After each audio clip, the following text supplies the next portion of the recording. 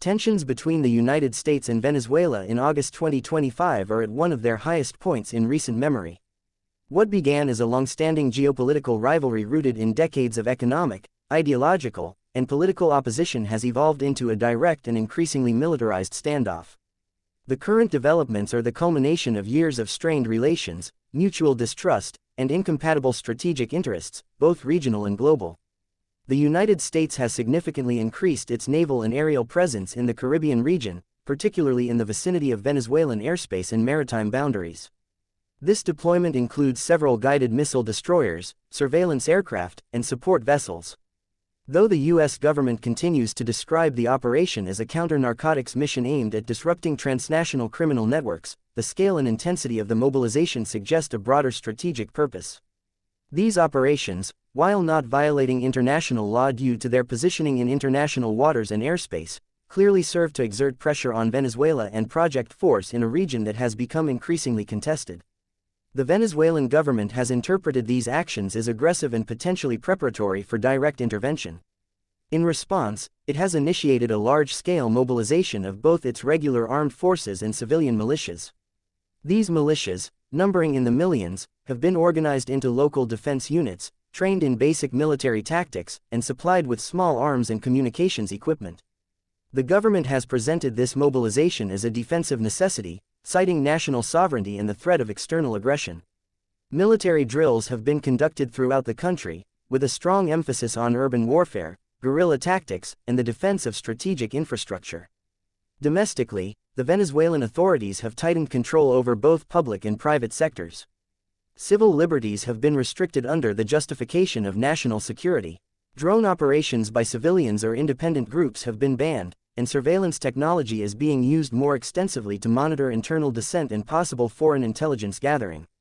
Telecommunications and internet access are being monitored and, in some regions, intermittently restricted. The state has assumed more direct control over critical sectors such as transportation, energy, and food distribution. The overall atmosphere within the country is one of wartime preparation, with the government calling on the population to be ready for all scenarios. Meanwhile, the United States has escalated its political pressure through a mix of diplomatic isolation, sanctions, and symbolic actions.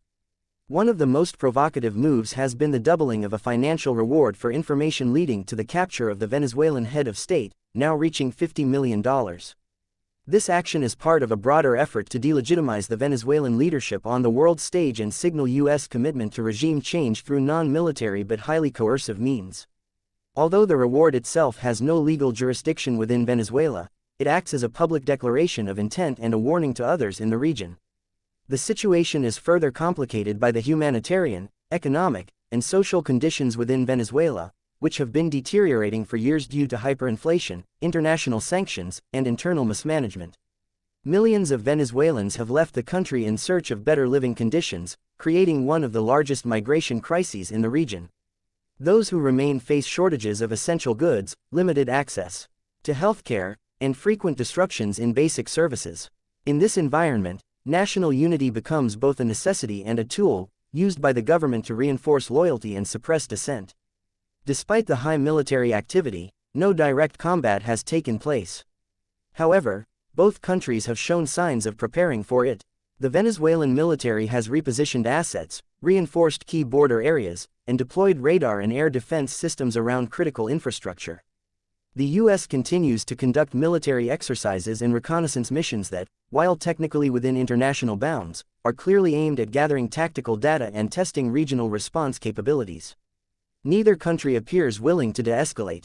The U.S. views the current leadership in Venezuela as a destabilizing force in the Western Hemisphere, potentially aligned with broader global adversaries.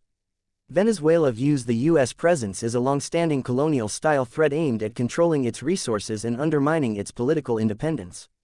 In this environment, the possibility of miscalculation, such as an accidental engagement, false alarm, or local conflict spiraling out of control, remains high. The absence of any effective multilateral mediation further increases the risk. Regional organizations have struggled to influence either side, and global powers have largely remained observers, unwilling to become directly involved. The situation represents a strategic deadlock where neither side benefits from war, but both sides are actively preparing for it. What happens next will depend on a range of unpredictable factors: domestic political shifts, economic disruptions, unforeseen military incidents, or changes in public opinion. As of now, both nations remain locked in a dangerous pattern of escalation, with no clear exit strategy in sight and with the people of Venezuela facing the greatest risks.